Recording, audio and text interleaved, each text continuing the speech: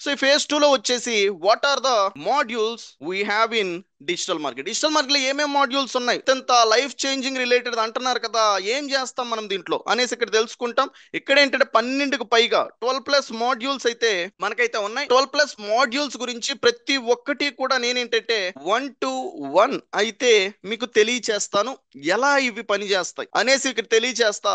ఇది తెలియజేసిన తర్వాత మీకు క్లారిటీ వస్తుంది. ఇక్కడ ఒకటి చెప్పానా నేను, సో మీరు ఇందులో ఏవైతే 12 ఉన్నాయో దాంట్లో ఒక 6-7 ప్లాట్ఫామ్లని, 6-7 మాడ్యూల్ ని ప్రతి రోజు మీ డైలీ లైఫ్ లో ఉపయోగిస్తున్నారు, ప్రతి రోజు కూడా. కానీ ఏంటంటే అదే డిజిటల్ మార్కెటింగ్ అని మీకు తెలియట్లా, అంతే తేడా. మీకు తెలిసిన ఆ నాలెడ్జ్ ఏదైతే ఉందో ఉపయోగించే దాంట్లో ఇంకొద్దిగా నాలెడ్జ్ అనేది మీరు తెలుసుకుంటే చాలు, మీ లైఫ్ ని ఈజీగా సెటిల్ చేసుకోవచ్చు. సో అవన్నీ మనం అయితే చూద్దాం వన్ ఆఫ్టర్ వన్. సో ఈ 12 మాడ్యూల్స్ అయిపోయిన తర్వాత నెక్స్ట్ ఏంటి, ప్రతి ఒక్కరూ కూడా వాళ్ళ లైఫ్ లో ఓకేనా ఒక మంచి కెరియర్ ని ఏంటంటే పాత్ ని ఏర్పరచుకోవాలి అనేసి ఏదో ఒకటి చేసి ఓకే ఒక జాబ్ తెచ్చుకోవాలని చూస్తారు. కానీ నేర్చేసుకున్న తర్వాత జాబులు చూసుకోవడం వల్ల దానంతా తెలివి తక్కువతనం ఇంకోటి ఉండదు. ఎందుకు అంటే నేర్చుకున్నారు జాబులు లేవు, మళ్ళీ ఇంకోటి నేర్చుకుంటారా, మళ్ళీ అది నేర్చుకున్నారు జాబులు లేవు, మళ్ళీ ఇంకోటి నేర్చుకుంటారా. అదే మీరు నేర్చుకునే దానికన్నా ముందే దీనికి జాబ్ ఆపర్చునిటీస్ ఉన్నాయా లేదా, ఇది నేర్చుకుంటే మనం ఏంటంటే ఫ్రీలాన్సింగ్ ఆపర్చునిటీస్ ఉన్నాయా లేదా, ఇది నేర్చుకుంటే మనకేంటంటే కస్టమర్స్ వచ్చేలాగా బిజినెస్ కి ఏమైనా ఆపర్చునిటీస్ ఉన్నాయా లేదా అనేటి క్వశ్చన్స్ అన్ని కూడా నేర్చుకోక ముందే ఏంటంటే క్వశ్చన్ చేసుకోవడం వల్ల